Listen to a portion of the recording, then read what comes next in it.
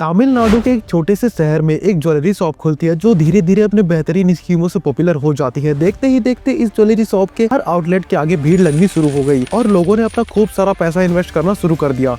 एक साल बीतने के बाद जब लोग अपनी प्रॉफिट और इंटरेस्ट लेने के लिए शोरूम के बाहर जाते हैं तो पता चलता है कि ज्वेलरी शॉप तो काफी पहले ही बंद हो गई है और जब तक कस्टमर्स को कुछ समझ आता तब तक उनकी जिंदगी का सबसे बड़ा स्कैम हो चुका था। यह कहानी भारत के सबसे बड़े घोटाले में से एक प्रणव ज्वेलर्स की है। कहानी की शुरुआत तमिलनाडु के तिरुचिपल्ली से होता है, जहाँ पर प्रणव ज्वेलरी नाम का एक छोटा सा दुकान खुलता है। यहाँ लोग अपनी बेसिक ज्वेलरी खरीदने जाते थे। धीरे धीरे इस शॉप की क्वालिटी और कस्टमर सर्विसेज ने लोगों के दिल जीत लिए और यह ज्वेलरी शॉप अपने एरिया में ज्यादा फेमस हो गई। इस कंपनी के सक्सेस को देखते हुए कंपनी के ओनर्स ने अपनी पहली शॉप के बाद मदुरई, चेन्नई और तमिलनाडु के कई और डिस्ट्रिक्ट में अपने नए आउटलेट खोलने शुरू कर दिए। जैसे जैसे ये स्टोर बढ़ने लगे वैसे वैसे लोगों का विश्वास इनके ऊपर बढ़ने लगा। वहाँ के हर एक डिस्ट्रिक्ट में प्रणव ज्वेलर्स की शॉप एक ट्रस्ट का नाम बन गई थी, यानी कि एक विश्वास का नाम। लेकिन जो चीज उनको सबसे ज्यादा फेमस बना गई वो थी उनकी इनोवेटिव स्कीम। प्रणव ज्वेलर एक ऐसी स्कीम लॉन्च करते हैं जिससे कि हर कस्टमर के होश उड़ गए। यहाँ पर वो स्कीम थी कि अगर तुमको जो भी ज्वेलरी खरीदनी है तो तुमको 11 महीनों तक यानी कि 11 मंथ तक मंथली इंस्टॉलमेंट पे करनी होगी। लेकिन यहाँ पर ट्विस्ट ये था कि तुम्हें महज 10 महीनों का इंस्टॉलमेंट भरना था, ना कि 11 महीनों का। और जो लास्ट की इंस्टॉलमेंट है ना वो खुद कंपनी पे कर दिया करेगी, ऐसा उन्होंने कहा था स्कीम में। और यहाँ पर 1 इंस्टॉलमेंट फ्री, इस स्लोगन का जादू लोगों पर इस कदर पड़ा कि हर एक कस्टमर इनकी ओर यहाँ पर चला आता। अब यहाँ पर इस पर्टिकुलर स्कीम को घर घर तक पहुँचाने के लिए इसकी तगड़ी हाइप बनानी बहुत जरूरी थी। तो यहाँ पर कंपनी ने साउथ के जाने माने एक्टर यानी कि प्रकाश राज को अपना ब्रांड एम्बेसडर बना दिया। जैसे ही उनकी एड टीवी पर आती है ना, प्रणव ज्वेलर की स्कीम और भी ज्यादा पॉपुलर हो गई। हर जगह पर ये स्कीम लोगों के बीच चर्चा बन गई।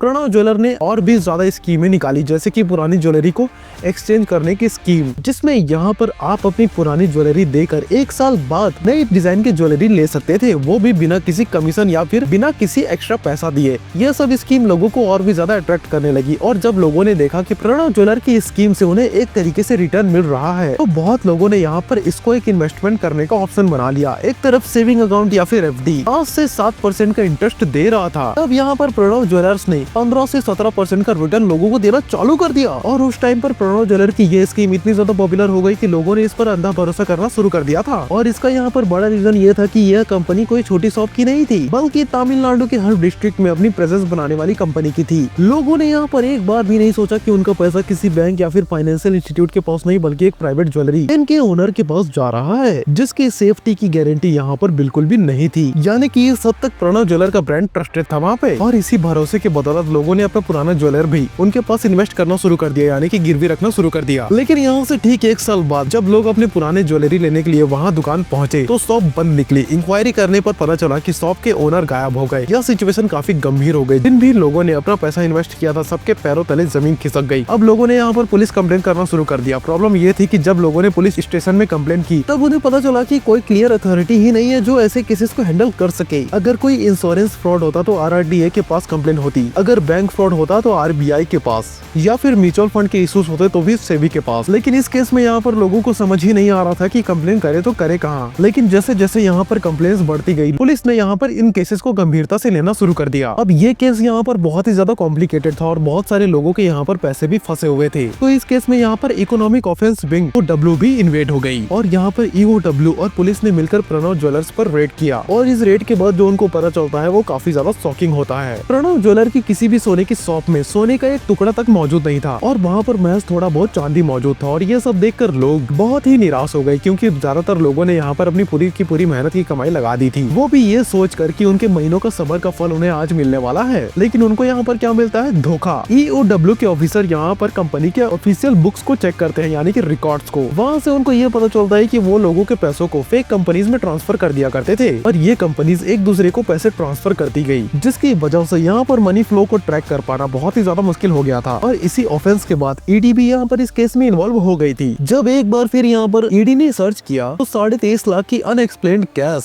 11.5 किलो बुलियन और कई सारे इंक्रिमिनेटिंग डॉक्यूमेंट को भी सीज किया गया। धीरे धीरे जब स्कैम साइज का पता चला तब लोग और भी ज्यादा ट्रॉमा से गुजरने लगे, क्योंकि ये कोई छोटा मोटा मामूली स्कैम नहीं बल्कि 100 करोड़ से भी ज्यादा का स्कैम हुआ था। ED ने यहाँ पर प्रकाश राज जी को भी पूछताछ के लिए बुलाया इस स्कैम को यहाँ पर मद्देनजर रखते हुए। हालांकि बाद में उन्हें आगे चलकर क्लीन चिट भी मिल गया। लेकिन यहाँ पर इस मामले में प्रणव ज्वेलर्स के ओनर S माधन और उसकी वाइफ कार्तिका, यानी कि इन दोनों पर केस अभी भी चल रहा है। कौन सी स्कीम एक ऐसा स्कैम है जहाँ पर एक बार लोगों का पैसा अगर यहाँ पर फंस जाता है ना, तो यहाँ से उनका पैसा वापस आना बहुत बड़ा चैलेंज हो जाता है। और ऐसा स्कैम कोई पहली बार नहीं हुआ है भारत के अंदर। ऐसा ही सेम टू सेम स्कैम यहाँ पर 2019 में गुडविल ज्वेलर्स यहाँ पर अपने कस्टमर्स के लिए 16% इंटरेस्ट रेट वाली फिक्स्ड डिपॉजिट स्कीम लॉन्च करते हैं। लोगों से उन्होंने इंस्टॉलमेंट पर पैसे लिए और जब लोग अपना रिटर्न लेने के लिए दुकान के बाहर गए तो वो भी दुकान बंद करके भाग चुके थे। इसीलिए अगर कोई बहुत ही फायदेमंद डील दे रहा है, इसमें तुम्हें अनरियलिस्टिक रिटर्न के अपने दिखाए जा रहे हैं, तो समझ जाना कि कुछ तो गड़बड़ होगी। लेकिन ज्वेलरी के मामले में सिर्फ स्कीम के जरिए नहीं बल्कि और भी कई तरीकों से लोगों को ठगा जाता है। जयपुर में एक ऐसी ही घटना सामने आई जहाँ पर एक अमेरिकन महिला ने एक शॉप से 6 करोड़ की ज्वेलरी खरीदी जो असली नहीं थी, बल्कि यहाँ पर सारा का सारा सोने का ज्वेलर पूरा का पूरा नकली था। उस महिला को इस स्कैम का पता तब चला जब उसने इन ज्वेलरी को अमेरिका में शोकेस किया। और अब यहाँ पर ये भी कोई एकलौता स्कैम नहीं है, बल्कि ऐसे स्कैम रोजाना देखने को मिल जाते हैं हमें, जहाँ पर लोगों को नकली ज्वेलरी बेची जाती है या फिर असली ज्वेलरी के वजन कम करके, और कभी कभार तो यहाँ पर सस्ती चीजों को महंगा दिखाकर तक बेच दिया जाता है। और यहाँ पर बहुत बार ये भी देखा गया है किसी तरीके से स्कैम से मिडिल क्लास फैमिलीज की सेविंग का बड़ा हिस्सा स्कैम में बर्बाद हो जाता है। और ऐसा ही एक धोखा 1990 में दिल्ली में सामने आया जब कार्तिक की दादी ज्वेलरी शॉप से ज्वेलरी खरीद कर अपने घर आई तो उन्हें पता चला कि ज्वेलरी की क्वालिटी बहुत खराब थी। दादी को एहसास हुआ कि अपनी मेहनत की कमाई से एक गरीब गोल्ड बनाता है और ये लोग यहाँ पर इसमें भी धोखा करते हैं। और उन्होंने यहाँ पर ये फैसला किया कि ऐसा किसी गरीब के साथ नहीं होना चाहिए कभी भी। तो यहाँ पर दादी ने अपने पास सारे के सारे बचे कुचे ज्वेलर को पिघलाकर अपनी खुद की ज्वेलरी शॉप खोली, जिसका नाम यहाँ पर गिरी जेवर महल पड़ा। और वहाँ पर उनकी इसी लेगेसी को पहले उनके बेटों ने आगे बढ़ाया और आज उनके पोते कार्तिक और कमल गिरी आगे बढ़ा रहे हैं। अपनी दादी के सपनों को यहाँ पर जिंदा रखते हुए कार्तिक और कमल अपने बिजनेस को यहाँ पर इस तरीके से चला रहे हैं कि चाहे यहाँ पर कोई गरीब हो या फिर अमीर, सबको एक तरीके का सम्मान मिल सके। गिरी जेवर महल आज भी अपनी प्योरिटी और बहुत ही अच्छे कस्टमर सर्विस के लिए पूरे के पूरे दिल्ली में बहुत ही ज्यादा फेमस है। तो यहाँ पर प्रणव ज्वेलर की इस स्कैम से हमें ये सीख मिलती है कि हमेशा भरोसेमंद जगह से ही अपने ज्वेलरी के आइटम को खरीदने चाहिए और वहीं पर भरोसेमंद जगह पर ही अपने ज्वेलरी को गिरवी रखना चाहिए। वैसे यहाँ पर पैसों का लेन देन भी भरोसेमंद जगह से ही हो तो ज्यादा अच्छा है। वैसे आपको अगर यहाँ पर ये हमारी वीडियो और हमारा मेहनत पसंद आता है तो इस वीडियो को लाइक करे और इस चैनल को सब्सक्राइब करे और इस बेल आइकन को दबा दो ताकि ऐसे ही इन्फॉर्मेटिव वीडियो आप तक और आती रहे। Till then goodbye. और अगली वीडियो किस टॉपिक में चाहिए प्लीज नीचे कमेंट में बताइएगा।